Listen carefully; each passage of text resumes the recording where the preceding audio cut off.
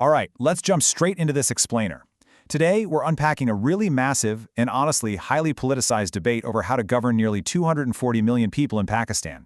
At its core, we're trying to figure out a critical question. Should the country carve out entirely new provinces, or should it aggressively empower the local, district-level governments it already has? Ultimately, it's a profound debate about power, money, and how to actually bring the government closer to the people who need it most. We've got a clear roadmap for today. We'll start by looking at the governance crisis, weigh option 1, new provinces, against option 2, local government, check out the fiscal blockade, pull some international lessons, and finally map out the path forward. Let's get right into it. Section 1. The governance crisis, the weight of demographics. Let's establish exactly why the current system is practically bursting at the seams right now. Okay, just take a second and think about this number. 614%. That is Pakistan's staggering population surge. Back in 1951, the population was 33.5 million. Fast forward to today, it has literally skyrocketed past 239 million. But here's the catch. The country is basically running on the exact same 4 major provincial units it restored way back in 1970. To put that into perspective, you have an administrative framework built for 33 million people trying to handle nearly a quarter of a billion today. The distance between the government and the average citizen has just become astronomically huge. And the way that population is spread out is incredibly lopsided. Punjab alone holds over half the entire nation. We're talking 127.6 million people. Then on the complete flip side, you have Baluchistan. It makes up nearly 44% of Pakistan's entire landmass, but it holds only about 6% of its people. What this means on the ground is that decision-makers sitting in a provincial capital can be hundreds of kilometers away from the actual problems. So whether you're stuck in a massive overcrowded megacity or living out in a vast remote district, the provincial authorities are often completely out of touch with your local reality. Now, the crucial thing to understand here is that this debate usually lumps 2 totally different solutions together, but they are absolutely not the same thing. On one hand, you have horizontal fragmentation. That basically means drawing new lines on the map to create more provinces at the exact same administrative level, just to reduce the physical distance. On the other hand, you have vertical devolution.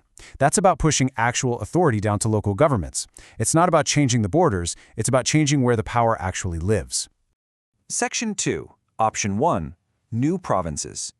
Let's look neutrally at the first path, carving out entirely new provincial units. For years, different ethno-linguistic and regional groups have been pushing hard for their own provinces. You've got folks in South Punjab demanding a Saraiki province because they feel left behind in terms of development compared to Central Punjab. Then you have calls to restore Bahawalpur's historic provincial status. And we're seeing similar, very vocal demands for a Hazara province in Khyber Pakhtunkhwa and a separate Karachi province in Sindh. These aren't just arbitrary lines people want to draw. These demands are fueled by very real feelings of isolation and a huge disconnect from those wealthy provincial capitals.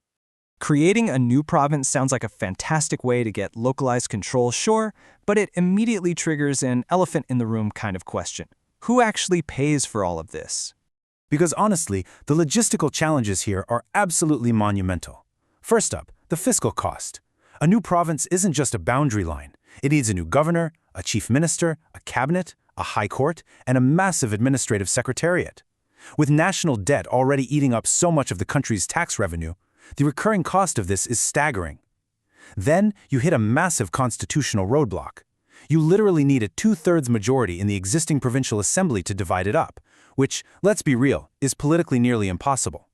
And finally, adding new provinces means you'd have to renegotiate the national resource pool. That pool is already fiercely deadlocked among the 4 current provinces. Adding more players to the mix? It's a logistical nightmare. Section 3. Option 2. Local government. Let's flip the script and look at the competing philosophy. So, what's really fascinating here is that Pakistan doesn't even need to reinvent the wheel. The Constitution already tells the government exactly how to bring power closer to the people. Inserted through the 18th Amendment, Article 140A explicitly requires every single province to establish a local government system and hand over political, administrative, and financial responsibilities to elected local representatives. The blueprint is literally already there in the constitutional architecture. The problem? Actually implementing it has been a completely different story.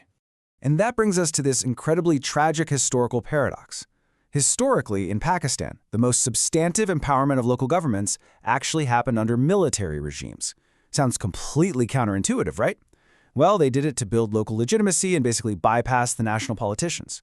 But then, when civilian governments come into power, governments whose very credentials rest on democratic representation, they almost always centralize power back in the provincial capitals. They delay local elections, and they withhold funds. Why? Because a strong, empowered local government directly competes with provincial politicians for development money and influence. It's a classic power struggle. Section 4. The fiscal blockade. Which brings us to the most critical factor of all, the money. At the end of the day, governance requires cash. A really insightful report from the Federation of Pakistan Chambers of Commerce and Industry hits the nail right on the head. They point out that this incomplete devolution is a massive roadblock for economic growth. If you don't send the actual financial resources down to the districts, both the big urban centers and the peripheral areas completely fail to deliver basic stuff. Health, education, infrastructure. Power without a budget is basically just empty words. And right now, those funds are totally trapped. At the federal level, the National Finance Commission Award, which is the formula meant to distribute federal money to the provinces, is supposed to be updated every 5 years. It's currently gridlocked by a lack of political consensus and is literally 15 years old. And it gets even worse at the local level. The provincial finance commissions are practically dormant. In Sindh, for instance, the local funding formula hasn't been updated in 17 years. Just imagine trying to run a modern, growing local economy on a budget formula written way back in 2007. It's no wonder the money isn't reaching the grassroots. Section 5. International Lessons. Let's step back for a second and look at how neighboring regions handle this. A perfect example is the famous Kerala model in India. They faced this exact same crisis of scale, but they didn't solve it by redrawing state borders. Instead, they focused on what they call the 3 Fs: devolving funds, functions, and functionaries. They actually mandated that 35 to 40% of the state's entire development budget bypass the middleman and go directly to local bodies paired with grassroots planning. They handed over the actual checkbook, not just an administrative to-do list, and it resulted in some incredible human development outcomes. But it's also super interesting to compare how India and Pakistan have managed their actual maps over the decades. India has been highly adaptive. They started with 14 states back in 1956 and have evolved into 28 states today, adjusting for linguistic and administrative needs as they grew. Pakistan, on the other hand, has kept a stubbornly static map. They've largely stuck to the same 4 major provinces since 1970, despite a completely explosive population boom. By refusing to adapt the boundaries, the demographic pressure on Pakistan's existing, highly centralized provinces has become incredibly intense. Section 6. The path forward. Let's wrap this up and look at the core motives driving this debate. This quote really captures the reality we've been discussing. The quality of institutions has always mattered more than the quantity of governments. Think about it. Slapping a new layer of provincial bureaucracy onto the map won't magically fix a citizen's problems if the system itself remains highly centralized and inaccessible. If you can't get a pothole fixed by a sluggish, distant bureaucracy in Lahore, you're not going to suddenly get better service just because that exact same sluggish bureaucracy packed up and moved to Multan. So I'm going to leave you with a bit of a provocative question to chew on. As you watch this debate unfold, ask yourself this. Is this push for restructuring genuinely about serving the public right at their doorstep? Or is it just about politicians demanding autonomy from the federal government, only to turn around and hoard that exact same power in their own provincial capitals? Because until centralization stops reproducing itself at every single tier of government, you really have to wonder, will any of these structural changes actually benefit the average citizen? It's a huge question and one Pakistan will have to answer soon. Thanks for joining me on this explainer, and remember to always keep questioning the structures around you.